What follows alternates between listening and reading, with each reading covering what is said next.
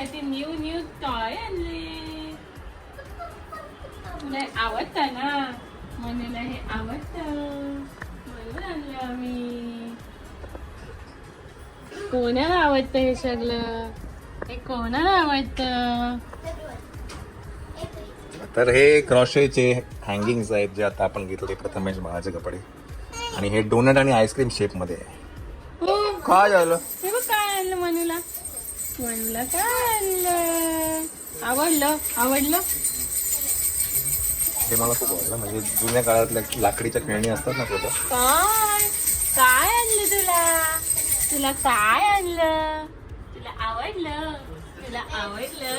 हसू आलं. का हसू आलं एवढं? का हसू आलं? हे न्यू आहे. मला किती टॉय झाले आता? किती टॉय झाले?